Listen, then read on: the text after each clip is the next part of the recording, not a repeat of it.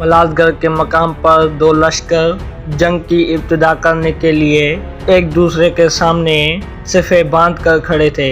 ایک لشکر قسطنطنیہ کے رومیوں کا تھا جن کی تعداد تقریباً 6 لاکھ تھی، اور رومیوں کا بادشاہ رومانوس تیبجان بھی اس میں شامل تھا۔ رومیوں کے لشکر میں لشکریوں کو حوصلہ بڑھانے کے لیے بڑے دفے اور طبلے بجائے جا رہے تھے۔ دوسری طرف مسلمانوں کا لشکر تھا جن کی تعداد 15 سے 20 ہزار کے قریب تھی۔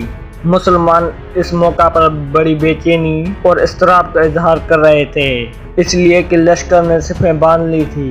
مسلمانوں کے سالار بھی اپنے لشکر کے سامنے جنگ کے لیے مکمل طور پر تیار کھڑے تھے، لیکن مسلمانوں کا سلطان تیار ہو کر اپنے لشکر کے سامنے نہیں آیا تھا۔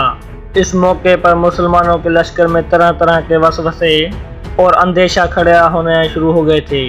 کچھ لوگ یہ خیال کرنے لگے تھے کہ شاید ہمارے لشکر کی تعداد 20 ہزار ہے اور ہمارے مقابلے رومیوں کی تعداد 6 لاکھ ہے۔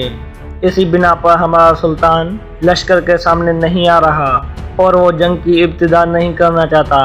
لشکر میں عجیب طرح کی خسر فسر شروع ہو چکی تھی، اسی لیے کہ سلطان کا اپنے لشکر کے سامنے نہ آنا لشکریوں کے لیے بددلی کا باعث بن رہا تھا۔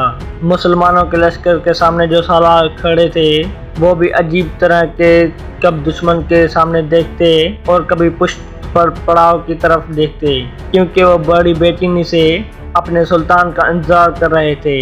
پھر اچانک سے مسلمانوں کے لشکر میں ایک ہلچل ہوئی، خوشی اور اطمینان کی لہر کھڑی ہوئی، اسی لیے کہ ان کا سلطان اپنے گھوڑے پر سوار اسے دوڑاتا ہوا اپنے لشکر کے اگلے حصے میں آ چکا تھا۔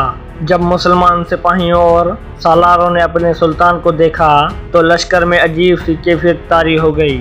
مسلمان جوش و ولولے میں اللہ اکبر کے نعرے بلند کرنے لگے، کیونکہ جس وقت سلطان پڑاؤ سے نکل کر اپنے لشکر میں آیا تو انہوں نے دیکھا وہ سفید گھوڑے پر سوار تھا اور اپنے عام لباس کی جگہ کفن پہنے ہوا تھا۔ مسلمان اپنے سلطان کو دیکھ کر بہت خوش ہو رہے تھے اور بار بار اپنی تلوار ہوا میں بلند کر کے اللہ اکبر کے نعرے لگانے لگتے۔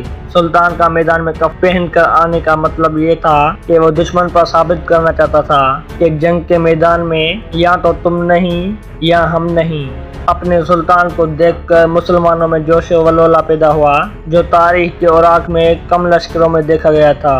اس کے بعد سلطان نے جنگ کی ابتدا کا حکم دیا اور اس طرح سے ایک بڑی جنگ کا آغاز ہو گیا۔ ایک طرف 6 لاکھ رومی تھے اور دوسری طرف صرف 20 ہزار مسلمان۔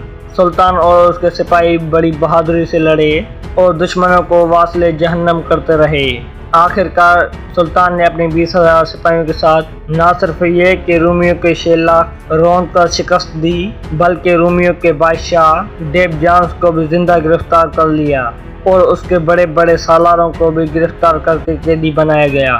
مسلمانوں کا یہ سلطان الپ ارسلان سلجوقی تھا۔